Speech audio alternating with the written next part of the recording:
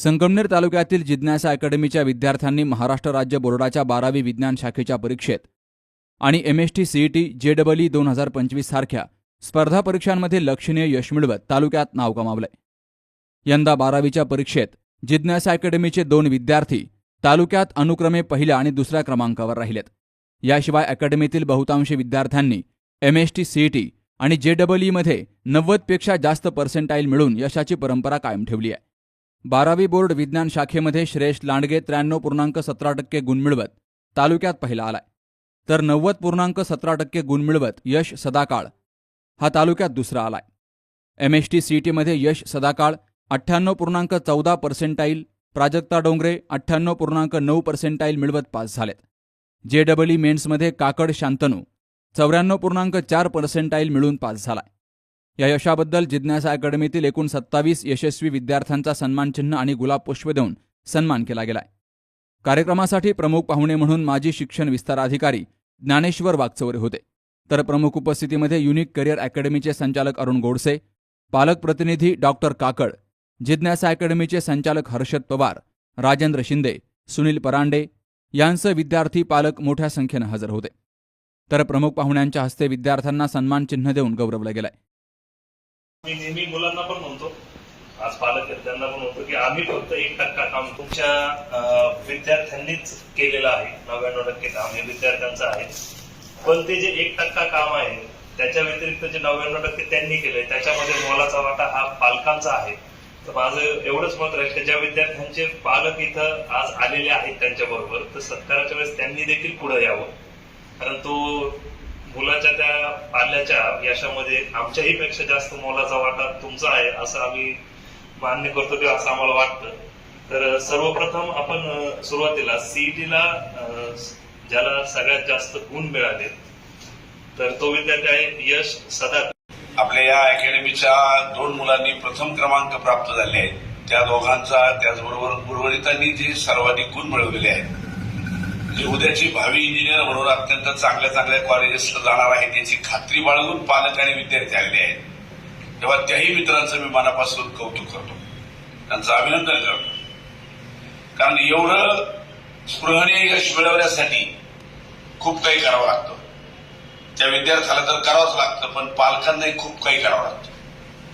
इतकं काही सहज नाही, मुलंच अभ्यास करतात। खरं तर त्या मुलाला अभ्यासासाठी वातावरण असेल, त्याचं येणं असेल, त्यांची सोय असेल, डबा असेल, नवे जिज्ञासा क्लास लावायचा असेल, हे कोणी केलं तर पालकांनी केलेलं आहे। त्यामुळे आपण पालकांप्रती तुमचं ऋण कधीही विसरू नये ही माझी पहिली भावना आहे।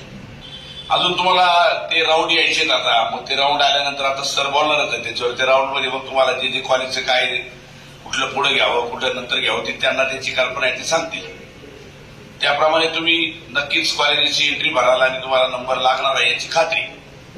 आता हे झालं फेटा बांधणाऱ्यांसाठी, फेटे न बांधणारे म्हणजे आम्ही काय पाप केलं, आम्हाला काही धरून आणलं घेतलं, खरं तर तुम्ही त्यांच्यापेक्षा हुशार आहात। आज सध्या देश चालवणाऱ्यांच्या शिक्षणाची गती पाहिली किंवा त्यांच्या एकूण डिग्र्या तपासल्या तर त्याच्या 10 पटीने डिग्र्या असणारी माणसं आजूबाजूला नोकऱ्या करतात, कामं करतात, व्यवसाय करतात, पण देश ते चालवतात, कारण त्यांनी त्यांच्या बुद्धिमत्तेचा वापर एका वेगळ्या कारणासाठी केलेला आहे, जो तुम्हालाही करता येईल ना। असं काही नाही का माझा नंबर तिथे लागला नाही म्हणून माझ्यासाठी कोणती जागा शिल्लक नाही का, खूप जागा आहे। आपलं काय झालंय, आपण एखाद्या वर्गामध्ये आल्यानंतर जे ना आपली ती का मानवी स्वभावाची ही आहे,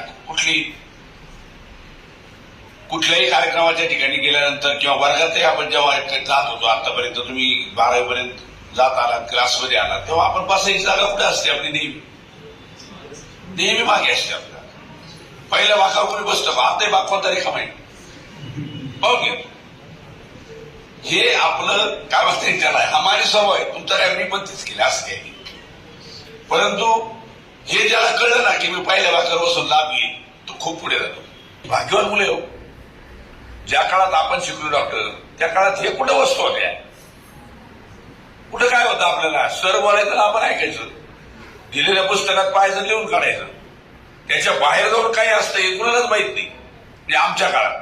आता तुम्ही त्याच्या पुढे आहात, आमच्या वेळेला येऊन क्लास पण नव्हती, तेही मला सांगायला आवडेल, त्याचं कारण परिस्थिती पण नव्हती। सॉरी, पण म्हणून काही आणलं नाही. पण बदलत्या काळाने तुम्हाला नवीन तंत्रज्ञानाने खूप गोष्टी हातात दिल्यात. मी तर असं म्हणेल आत्ताच्या घडीला तुमच्या हातात जग आहे. पेटे बांधलेले आहे, त्याच्यातले बरेचसे विद्यार्थी हे आमच्याकडे 11वी आणि 12वी पासून आहे. आणि त्यात 11वी आणि 12वीला ही बॅच आम्हाला अशी मिळाली की ह्या बॅचने 2 वर्ष आम्हाला कधी सांगावं लागलं नाही. म्हणजे एकही मुलगा याच्यातला असा नव्हता का जो टाइमपास करत होता. प्रत्येक जण हा सिरियस होता आणि आज त्यांचे रिझल्ट त्यांना मिळाले आहे. आमच्या अकॅडमीचं हे दुसरंच वर्ष आहे की या दुसऱ्या वर्षातच आम्ही संगमनेर तालुक्याचे स्टेट बोर्डमध्ये प्रथम क्रमांक आणि द्वितीय क्रमांक हा आम्हालाच मिळाला. आणि दुसरी सांगायची बाब म्हणजे सीईटीची ही आमची दुसरीच बॅच आहे तालुक्यामधली. आमचे जवळजवळ 27 मुलं हे म्हणजे अबोव 27 आले आणि 23 मुलं ही 85 आहे. आणि हा दुसऱ्याच बॅचचा रिझल्ट. आमच्या 11वीला फक्त आम्हाला आता जी बॅच आमची 12वीला गेली या मुलांचं एक मी म्हणन लक्ष्मीच्या पावलांनी म्हणण्यापेक्षा एक आमच्यासाठी नशीब घेऊन आलेली ही मुलं आहेत. 20 मुलांची बॅच आमची फक्त 11वीची होती. आज आमच्याकडे 90 मुलं बसतात. फक्त हे सगळं यश जे आहे या मुलांनी आमच्या पात्रात टाकलेलं आहे. आणि म्हणून मी त्यांचेही खूप आमच्या अकॅडमीच्या वतीने आभार मानतो. विद्यार्थ्यांना सतत मार्गदर्शन, दर्जेदार अध्यापन आणि विद्यार्थ्यांची मेहनत या त्रिसूत्रीमुळे हे घवघवीत यश मिळवणं शक्य झालंय. यामुळे जिज्ञासा अकॅडमीच्या विद्यार्थ्यांनी संगमनेरच्या शैक्षणिक नकाशावर आपली छाप सोडली आहे. तालुक्यातील पालकांनी आपल्या मुलांच्या घवघवीत यशासाठी जिज्ञासा अकॅडमीतच ॲडमिशन घ्यावं, असं अकॅडमीच्या वतीनं सांगितलं गेलंय.